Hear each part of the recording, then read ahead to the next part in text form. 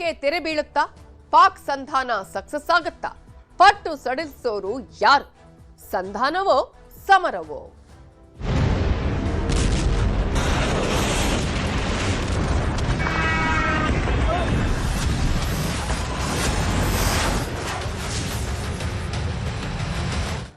Gulf ದೇಶಗಳ ನಡುವಿನ ಯುದ್ಧ ನಿಲ್ಲುತ್ತಾ?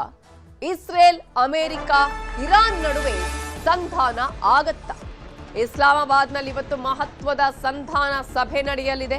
ಈ ಹಿನ್ನೆಲೆಯಲ್ಲಿ ಎಲ್ಲಾ ದೇಶಗಳು ಕಾತರದಿಂದ ಕಾಯ್ತಾ ಇವೆ. ಏನಾಗಬಹುದು ಇವತ್ತಿನ ಈ ಒಂದು ಸಂಧಾನ ಸಭೆ ಅನ್ನೋದು? ಕಾರಣ, ಮೂರು ದೇಶಗಳ ನಡುವಿನ ಯುದ್ಧ ಆಗಿದ್ರೂ ಕೂಡ ಈ ಒಂದು ಪರಿಣಾಮ ಇದೆಯಲ್ಲ, ಎಲ್ಲಾ ದೇಶಗಳ ಮೇಲೂ, ಜಗತ್ತಿನ ಮೇಲೆ ಆಗ್ತಾ ಇದೆ. ಹಾಗಾಗಿ ಯುದ್ಧ ನಿಲ್ಲಲಿ ಅನ್ನುವಂತಹ ಆಶಯನೇ ಎಲ್ಲಾ ದೇಶಗಳಿಗೆ ಇರೋದು. ಪಾಕಿಸ್ತಾನದ ಮಧ್ಯಸ್ಥಿಕೆಯಲ್ಲಿ ಸಂಧಾನ ಸಭೆ ನಡೆಯುತ್ತೆ. ಇರಾನ್ 10 ಕಂಡೀಷನ್ ಹಾಕಿದೆ. ಆ ಕಂಡೀಷನ್ಗೆ ಅಮೆರಿಕ ಒಪ್ಪತ್ತಾ ಅನ್ನೋದು ಇಸ್ಲಾಮಾಬಾದ್ನಲ್ಲಿ ಅಮೆರಿಕ ಉಪಾಧ್ಯಕ್ಷ JD ವ್ಯಾನ್ಸ್ ಹೇಳ್ತಿದ್ದಾರೆ. ಈಗಾಗಲೇ ಇರಾನ್ ಹಾಗೂ ಇಸ್ರೇಲ್ನ ವಿದೇಶಾಂಗ ಅಧಿಕಾರಿಗಳು ಕೂಡ ಭಾಗಿಯಾಗಿದ್ದಾರೆ. ಸೇನಾಧಿಕಾರಿಗಳು, ಹಲವು ರಾಜಕೀಯ ನಾಯಕರು ಭಾಗಿಯಾಗಿದ್ದಾರೆ. ಕದನ ವಿರಾಮಕ್ಕೆ ಇರಾನ್ ಮುಂದಿಟ್ಟಿದ್ದ ಅಂಶಗಳ ಬಗ್ಗೆ ಚರ್ಚೆ ನಡೆಯಲಿದೆ. ಪಾಕಿಸ್ತಾನದ ಹಲವು ಸಚಿವರಿಂದ JD ವ್ಯಾನ್ಸ್ ಟೀಮ್ಗೆ ಏರ್ಪೋರ್ಟ್ನಲ್ಲಿ ಭವ್ಯ ಸ್ವಾಗತವನ್ನ ನೀಡಲಾಗಿದೆ. ಈಗ ಕದನ ವಿರಾಮ ಅಂತ ಹೇಳಿ ಆ ನಂತರ ಮತ್ತೆ ಇಸ್ರೇಲ್ ದಾಳಿ ಮಾಡಿರೋದು ಶಾಂತಿ ಒಪ್ಪಂದ ಯಾವುದೇ ರೀತಿಯಲ್ಲೂ ಕೂಡ ಫಲಪ್ರದ ಆಗಿಲ್ಲ ಅನ್ನೋದನ್ನ ತೋರಿಸಿತ್ತು. ಆದ್ರೆ ಈ ಒಂದು ಇವತ್ತಿನ ಸಂಧಾನ ಸಭೆ ಇದೆಯಲ್ಲ, ಇರಾನ್ ಕೊಟ್ಟಿರುವ 10 ಷರತ್ತುಗಳು, ಅದರಲ್ಲಿ ಹರ್ಮುಜ್ ಜಲಸಂಧಿಯ ವಿಚಾರ ಆಗಿರಬಹುದು, ಅದರ ಜೊತೆಗೆ ಯುದ್ಧ ನಷ್ಟದ ವಿಚಾರ ಆಗಿರಬಹುದು, ಯಾವ ರೀತಿಯಾಗಿ ಪರಮಾಣು ವಿಚಾರಗಳಿಗೆ ಸಂಬಂಧಪಟ್ಟ ಹಾಗೆ ಅಮೆರಿಕ ಒಂದಷ್ಟು ಷರತ್ತು ಹಾಕಿತ್ತು, ಅವೆಲ್ಲ ಸಡಿಲಿಕೆಯ ವಿಚಾರ, ಇವೆಲ್ಲದರ ಬಗ್ಗೆ ಇವತ್ತಿನ ಈ ಒಂದು ಸಂಧಾನ ಸಭೆಯಲ್ಲಿ ಏನ್ ಆಗತ್ತೆ ಅನ್ನುವ ಕುತೂಹಲ. ಇಸ್ಲಾಮಾಬಾದ್ಗೆ ಇರಾನ್ ಸ್ಪೀಕರ್ ಘಾಲಿಬಾಫ್ ಆಗಮಿಸಿದ್ದಾರೆ. ಇರಾನ್ನ ಸ್ಪೀಕರ್ನ ಆಗಮನ ಆಗಿದೆ. ಇರಾನ್ಗೆ ಅಮೆರಿಕದ ಮೇಲಿನ ಸಿಟ್ಟು ಇನ್ನೂ ಕಡಿಮೆಯಾಗಿಲ್ಲ. ಮೃತ ಮಕ್ಕಳ ಫೋಟೋವನ್ನ ಕೊಂಡೊಯ್ದು ಇರಾನ್ ಸ್ಪೀಕರ್ ಇಸ್ಲಾಮಾಬಾದ್ಗೆ ಹೋಗಿದ್ದು ಕೆಲ ಮಕ್ಕಳ ಫೋಟೋವನ್ನ ಕೊಂಡೊಯ್ದಿದ್ದಾರೆ. ರಕ್ತ ಅಂಟಿದ ಮಕ್ಕಳ ಶಾಲಾ ಬ್ಯಾಗ್ ಅನ್ನ ಕೊಂಡೊಯ್ದಿದ್ದಾರೆ ಸ್ಪೀಕರ್. ಇಸ್ರೇಲ್ ಅಮೆರಿಕ ಮಾಡಿದ ಯುದ್ಧದ ಪರಿಣಾಮ, ಜೊತೆಗೆ ನಾಗರಿಕರ ಮೇಲೆ ಮಾಡಿರುವ ದಾಳಿ, ಮಕ್ಕಳನ್ನ ಸಾಯಿಸಿರುವುದು, ಇದನ್ನ ಯಾವುದೇ ಕಾರಣಕ್ಕೂ ನಾವು ಸಹಿಸೋದಕ್ಕೆ ಸಾಧ್ಯ ಇಲ್ಲ ಅಂತ ಇರಾನ್ ಹೇಳಿತ್ತು. ಇದೀಗ ಮಿನಾಬ್ನಲ್ಲಿ ಶಾಲೆ ಮೇಲೆ ಅಮೆರಿಕ ದಾಳಿ ನಡೆಸಿದಾಗ ಮೃತಪಟ್ಟ ಮಕ್ಕಳ ಬ್ಯಾಗ್ನ ಆಗಿರ್ಬೋದು, ಹಾಗೆಯೇ ಫೋಟೋವನ್ನ ಕೊಂಡೊಯ್ದಿದ್ದಾರೆ ಇರಾನ್ ಸ್ಪೀಕರ್. ಶಾಲೆಯಲ್ಲಿ 165 ಮಕ್ಕಳು ಮೃತಪಟ್ಟಿದ್ರು. ಇರಾನ್ ದೊಡ್ಡ ಮಟ್ಟದಲ್ಲಿ ಇದಕ್ಕೆ ಖಂಡನೆಯನ್ನ ವ್ಯಕ್ತಪಡಿಸಿತ್ತು. ಇಂತಹ ಹೀನಾಯ ರೀತಿಯಾಗಿ ದಾಳಿ ಮಾಡಿರೋದನ್ನ ಸಹಿಸೋದಿಕ್ಕೆ ಸಾಧ್ಯ ಇಲ್ಲ ಅನ್ನೋದನ್ನ ಕೂಡ ಇರಾನ್ ಹೇಳಿತ್ತು. ಇದೀಗ ಮೃತ ಮಕ್ಕಳ ಫೋಟೋವನ್ನ ಇರಾನ್ನ ಸ್ಪೀಕರ್ ಕೊಂಡೊಯ್ದಿದ್ದಾರೆ. ಅಮೆರಿಕದ ಮೇಲಿನ ಸಿಟ್ಟನ್ನ ಈ ಮೂಲಕ ತೋರಿಸ್ತಾ ಇದ್ದಾರೆ. ಸಂಧಾನ ಸಕ್ಸಸ್ ಆಗತ್ತಾ ಇಲ್ವಾ ಅನ್ನೋದೇ ಈಗಿರುವ ಕುತೂಹಲ. ಸಂಧಾನ ಸಕ್ಸಸ್ ಆದ್ರೆ ಎಲ್ಲಾ ದೇಶಗಳಿಗೂ ನೆಮ್ಮದಿ. ಆದ್ರೆ ಸಕ್ಸಸ್ ಆಗದಿದ್ರೆ ಮತ್ತೆ ದಾಳಿ ಆಗುವ ಎಲ್ಲಾ ಚಾನ್ಸಸ್ ಇದೆ. ಇದೇ ಕಾರಣಕ್ಕಾಗಿ ದಾಳಿಗೆ ಮತ್ತಷ್ಟು ಸಿದ್ಧವಾಗಿದೆ ಅಮೆರಿಕ. ಗಲ್ಫ್ ರಾಷ್ಟ್ರಗಳಿಗೆ ಮತ್ತಷ್ಟು ಸೇನೆಯನ್ನ ರವಾನೆ ಮಾಡಲಾಗಿದೆ. 1500ರಿಂದ 2000 ಯೋಧರನ್ನು ರವಾನೆ ಮಾಡಲಾಗಿದೆ. ವಾಯುಸೇನೆಯ ಯೋಧರನ್ನ ರವಾನೆ ಮಾಡಿದೆ ಅಮೆರಿಕ. ಒಟ್ಟು 40,000ದಿಂದ 50,000 ಯೋಧರನ್ನ ನಿಯೋಜನೆಗೊಳಿಸಲಾಗಿದೆ. ಈಗಾಗಲೇ ಸುಮಾರು 2,500 ನೌಕಾಪಡೆಯವರು ಹಾಗೆಯೇ 2,500 ನಾವಿಕರು ಈಗಾಗಲೇ ಗಲ್ಫ್ ಪ್ರದೇಶದಲ್ಲಿ ಬೀಡು ಬಿಟ್ಟಿದ್ದಾರೆ, ಸುತ್ತುವರೆದಿದ್ದಾರೆ. ಇಂತಹ ಸಂದರ್ಭದಲ್ಲಿ ಆತಂಕದ ವಾತಾವರಣವೇ ನಿರ್ಮಾಣ ಆಗಿದೆ.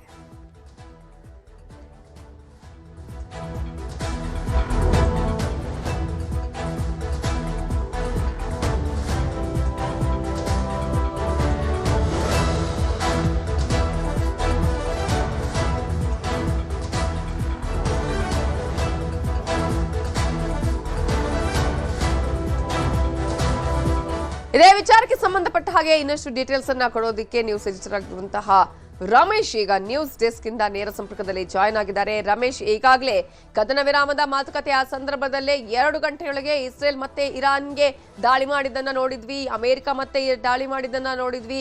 ಇವತ್ತಿನ ಈ ಒಂದು ಸಂಧಾನ ಸಭೆ ಎಷ್ಟರ ಮಟ್ಟಿಗೆ ಸಕ್ಸಸ್ ಆಗುವ ಸಾಧ್ಯತೆಗಳು ಇದೆ? ಇರಾನ್ ಈಗಾಗಲೇ ಕೊಟ್ಟಿರುವ ಬೇಡಿಕೆಗಳನ್ನ ಅಮೆರಿಕ ಒಪ್ಕೊಳ್ಳುವಂತಹ ಸಾಧ್ಯತೆಗಳು ಕಾಣಿಸ್ತಾ ಇದೆ.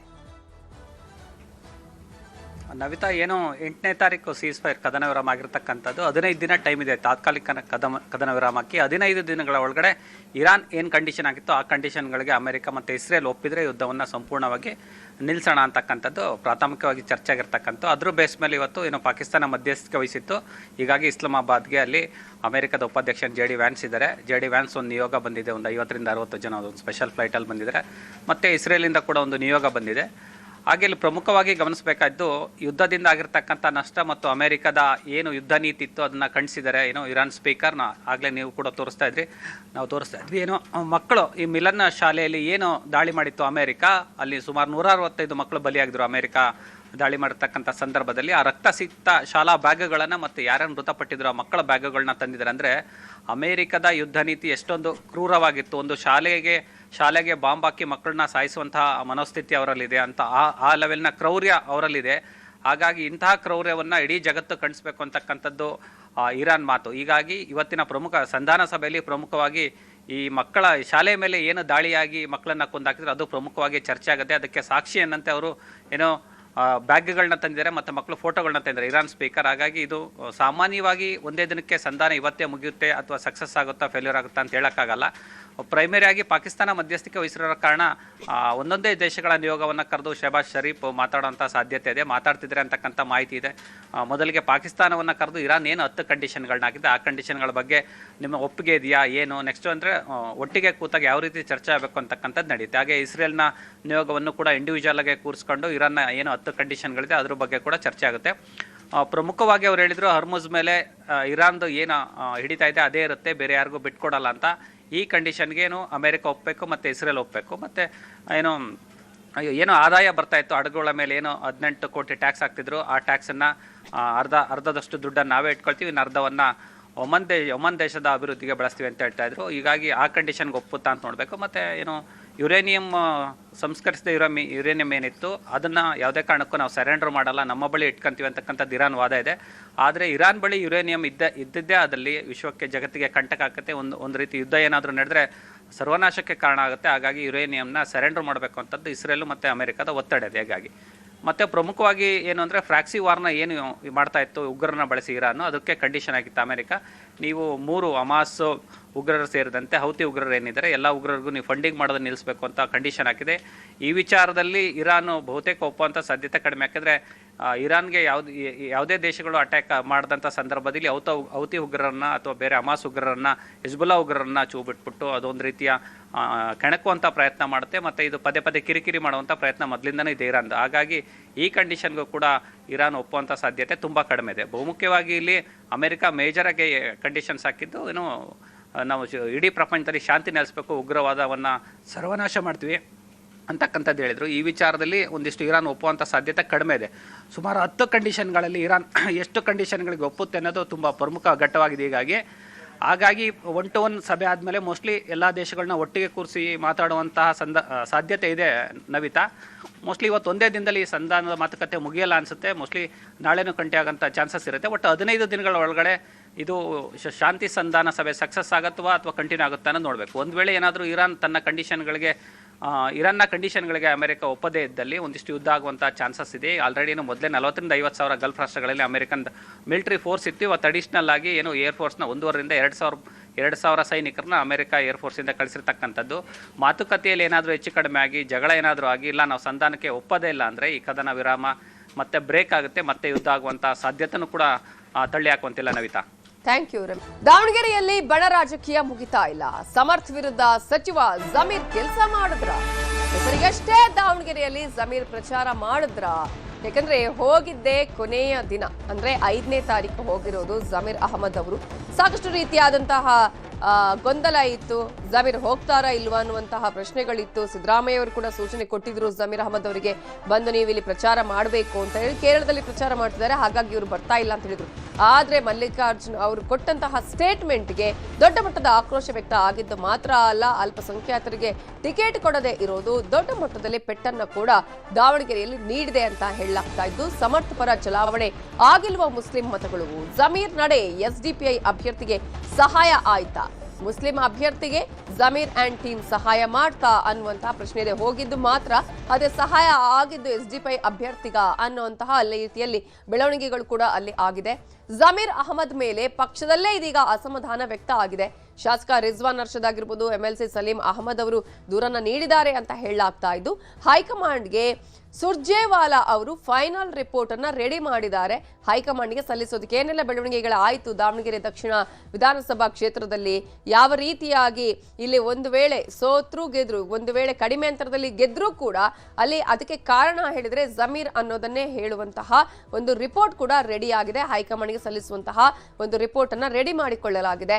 ಈ ಹಿನ್ನೆಲೆಯಲ್ಲಿ ಜಮೀರ್ ವಿರುದ್ಧ ಈಗಾಗಲೇ ಮುಸ್ಲಿಂ ನಾಯಕರು ಕೂಡ ಕಿಡಿಕಾಡ್ತಾ ಇದ್ದಾರೆ. ದಾವಣಗೆರೆ ದಕ್ಷಿಣ ಕ್ಷೇತ್ರದಲ್ಲಿ ದೊಡ್ಡ ಮಟ್ಟದಲ್ಲಿ ಬೆಂಕಿ ಕಿಡಿ ಆಡ್ತಾ ಇದೆ. ಬಣದ ಬೆಂಕಿ ಅಂತಾನೆ ಹೇಳಬೇಕು. ಮುಸ್ಲಿಂ ಮುಖಂಡರ ಬಣ ರಾಜಕೀಯ ಈಗಾಗಲೇ ಜೋರಾಗಿದ್ದು, ಚುನಾವಣೆ ಆಗಿದೆ. ಆದ್ರೂ ಕೂಡ ಚುನಾವಣೆ ಆದ ನಂತರ ಬಣ ರಾಜಕೀಯ ಇಲ್ಲಿ ನಿಲ್ಲುವ ಹಾಗೆ ಕಾಣಿಸ್ತಾ ಇಲ್ಲ. ಕಾರಣ ಚುನಾವಣೆಯಲ್ಲಿ ಆಗಿರುವಂತಹ ಬೆಳವಣಿಗೆಗಳು, ಮತ ಪ್ರಚಾರದಲ್ಲಿ ಆಗಿರುವಂತಹ ಬೆಳವಣಿಗೆಗಳು. ಇದೇ ವಿಚಾರಕ್ಕೆ ಸಂಬಂಧಪಟ್ಟ ಹಾಗೆ ಇನ್ನಷ್ಟು ಡೀಟೇಲ್ಸ್ ಅನ್ನ ಕೊಡೋದಕ್ಕೆ ನಮ್ಮ ರಿಪೋರ್ಟರ್ ಹೆಬ್ಬಾಕ ತಿಮ್ಮೇಗೌಡ್ರು ಈಗ ಫೋನ್ ಸಂಪರ್ಕದಲ್ಲಿ ಜಾಯ್ನ್ ಆಗಿದ್ದಾರೆ.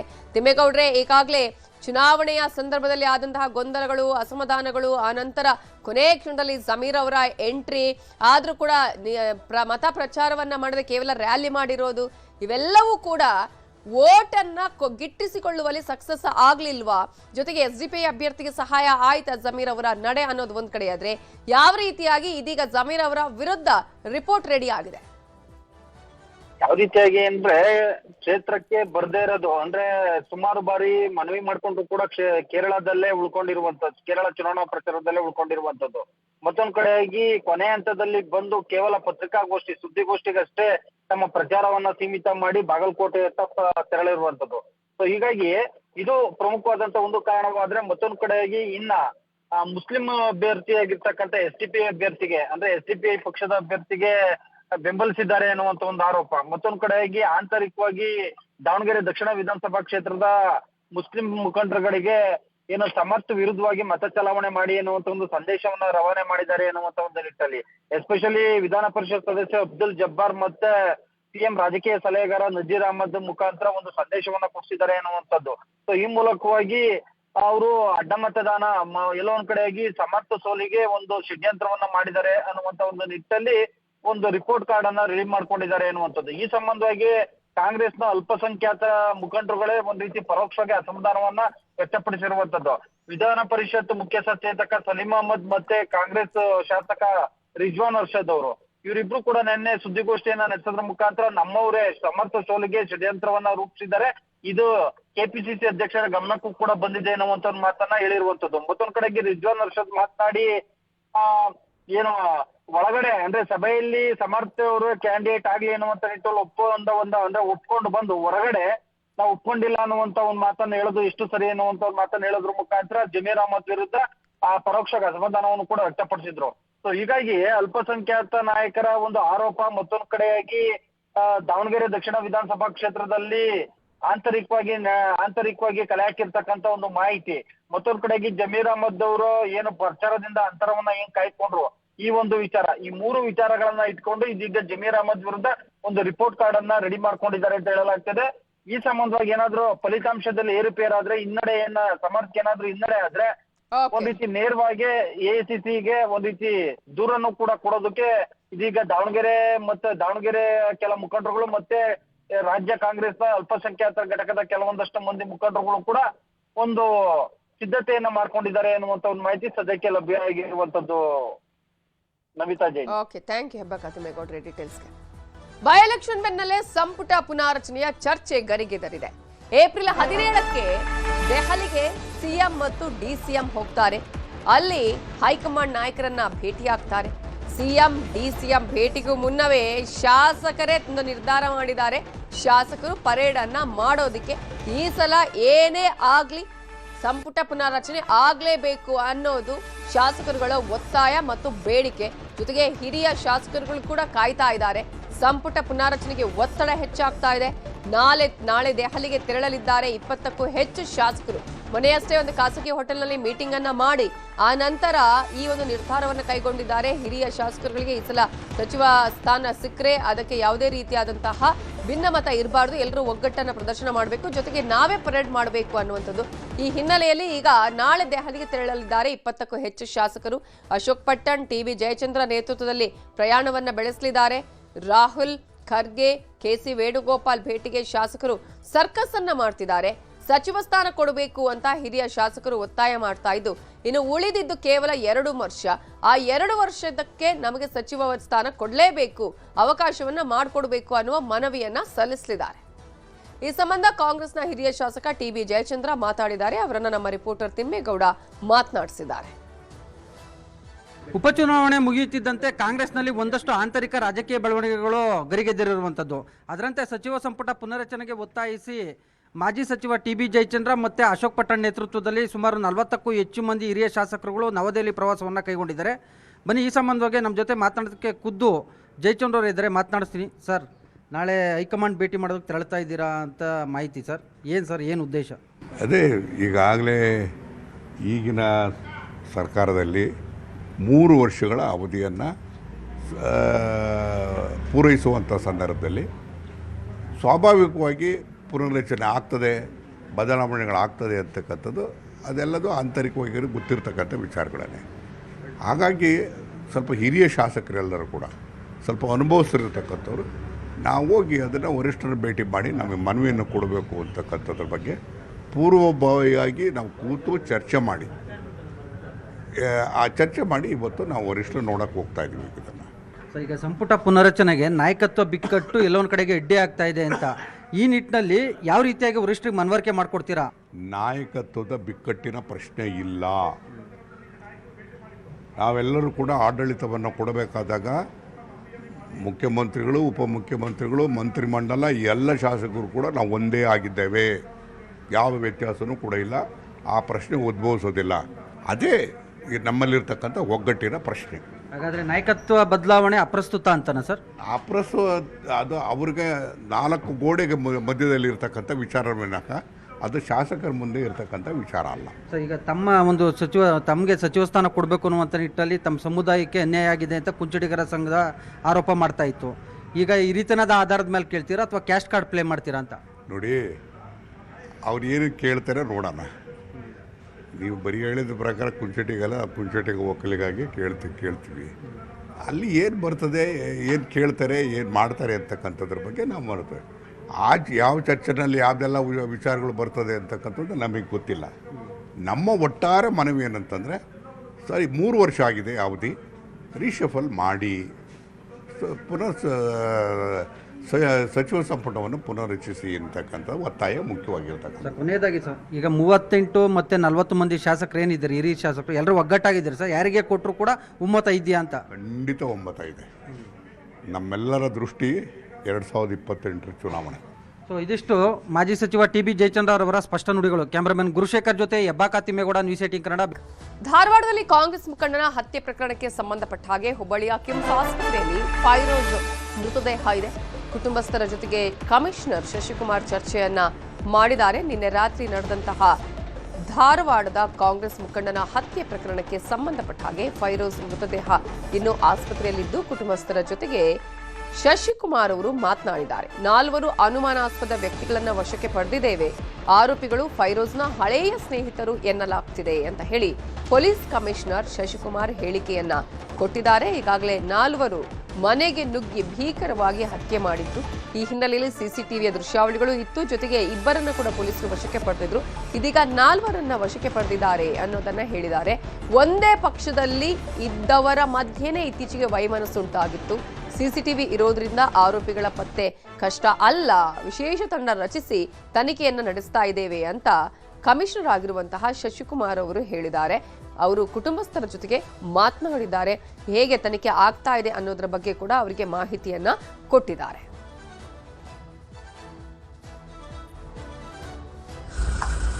Good morning sir.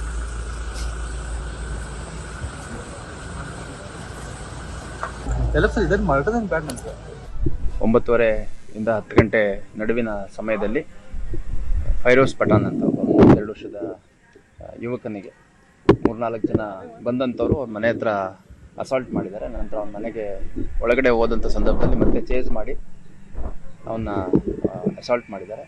ಬಾಡಿಯನ್ನು ಇಲ್ಲಿ ಕಿಮ್ಸ್ ಶವಾಗಾರಕ್ಕೆ ಶಿಫ್ಟ್ ಮಾಡಲಾಗಿದೆ. ಆರೋಪಿಗಳ ವಿವರಗಳನ್ನು ಪಡ್ಕೊಂಡಿದ್ವಿ ಮತ್ತು ಆದಷ್ಟು ಬೇಗ ಅರೆಸ್ಟ್ ಮಾಡಲಾಗಿದೆ. ಕಾರಣ ಅವರ ನಡುವೆ ಇದರ ಬಗ್ಗೆ ಇನ್ನಷ್ಟು ಡೀಟೇಲ್ಸ್ ಅನ್ನ ಕೊಡೋದಕ್ಕೆ ನಮ್ಮ ರಿಪೋರ್ಟರ್ ಶಿವರಾಮ್ ಅಸ್ರುಂಡಿ ಈಗ ನೇರ ಸಂಪರ್ಕದಲ್ಲಿ ಜಾಯ್ನ್ ಆಗಿದ್ದಾರೆ. ಶಿವರಾಮ್ ಅಸ್ರುಂಡಿ, ಫೈರೋಜ್ ಪಠಾಣ್ನ ಕೊಲೆಯ ಹಿನ್ನೆಲೆಯಲ್ಲಿ ಯಾವ ರೀತಿಯಾದಂತಹ ಒಂದು ವಿಶೇಷ ತಂಡವನ್ನ ರಚನೆ ಮಾಡಿ ಈಗ ಪ್ರಕರಣವನ್ನ ತನಿಖೆ ನಡೆಸಲಾಗ್ತಾ ಇದೆ? 4 ಯಾರು ಆರೋಪಿಗಳಿದ್ದಾರೆ, ಅವರು ಸಿಕ್ಕಿದಾರಾ, ಹೇಗೆ? ನವಿತಾ, ಈಗೇನಂದ್ರೆ ಆರೋಪಿಗಳು ಇರುವಂತಹ ಸ್ಥಳದ ಸುಳಿವು ಸಿಕ್ಕಿದೆ ಅನ್ನೋ ಒಂದು ಮಾಹಿತಿ ಲಭ್ಯವಾಗಿದೆ. ಅಂದರೆ ಅವ್ರಿಗೆ ಯಾರು ಸಪೋರ್ಟ್ ಮಾಡಿದ್ರು, ಯಾರು ಅವ್ರ ಜೊತೆ ಏನು ಈ ಒಂದು ವಿಚಾರದಲ್ಲಿ ಒಂದು ಏನು ಬೆಂಬಲ ಕೊಟ್ಟಿದ್ರು ಅಂತ ಅವ್ರನ್ನ ಒಂದು ಸಸ್ಪೆಕ್ಟ್ ಒಂದು 4 ಜನರನ್ನ ವಶ ಪಡ್ಕೊಂಡಿದ್ದಾರೆ. ಮುಖ್ಯ ಆರೋಪಿಗಳೇನಿದ್ದಾರೆ ಅವರು ಎಸ್ಕೇಪ್ ಆಗಿದ್ದಾರೆ. ಮತ್ತು ಒಂದು ಮೂಲದ ಪ್ರಕಾರ ಅವರು ಒಂದು ಏನು ಪೊಲೀಸರಿಗೆ ಶರಣಾಗತಿ ಆಗೋಕ್ಕೆ ಸಿದ್ಧತೆ ಮಾಡ್ಕೊಂಡಿದ್ದಾರೆ ಅನ್ನೋ ಒಂದು ಮಾತು ಸಹ ಕೇಳಿಬಂದಿದೆ. ಅದೇನಿದ್ರು ಸಹ ಪ್ರತ್ಯೇಕ ತಂಡನ ರಚನೆ ಮಾಡ್ಕೊಂಡಂಥ ಪೊಲೀಸರು ಈಗ ಒಂದು ಆರೋಪಿಗಳ ಬಂಧನಕ್ಕೆ ಜಾಲ ಬೀಸಿದ್ದಾರೆ. ಆದಷ್ಟು ಬೇಗ ಬಂಧಿಸ್ತೀವಿ ಅನ್ನೋ ಒಂದು ವಿಶ್ವಾಸದಲ್ಲಿ ಪೊಲೀಸರಿದ್ದಾರೆ. ಈಗ ಈ ನಡುವೆನೇ ಏನಂದರೆ ಏನು ಫೈರೋಜ್ನ ಒಂದು ಏನು ಶವನ್ನ ಹುಬ್ಬಳ್ಳಿಯ ಕಿಮ್ಸ್ಗೆ ರವಾನೆ ಮಾಡಲಾಗಿದೆ. ಅವರ ತಾಯಿ ಇರ್ಬೋದು, ಅವರ ಪೋಷಕ ಸಂಬಂಧಿಕರೆಲ್ಲ ಇಲ್ಲಿಯೇ ಬಂದಿದ್ದಾರೆ. ಒಂದು ರೀತಿಯಲ್ಲಿ ಇಲ್ಲಿ ಕಿಮ್ಸ್ ಶವಾಗಾರದ ಬಳಿ ಒಂದು ನೀರವ ಮೌನ ಆವರಿಸಿದೆ ಅಂತ ಹೇಳ್ಬೋದು. ಯಾಕಂದರೆ ಒಂದು ಅವಳಿ ನಗರದಲ್ಲಿ ಈ ಒಂದು ಏನು ಫೈರೋಜ್ ಹತ್ಯೆ ಒಂದು ರೀತಿಯಲ್ಲಿ ಜನರನ್ನ ಅವಳಿ ನಗರದ ಜನತೆಯನ್ನು ಬೆಚ್ಚಿ ಬೀಳಿಸಿದೆ ಅಂತ ಹೇಳ್ಬೋದು.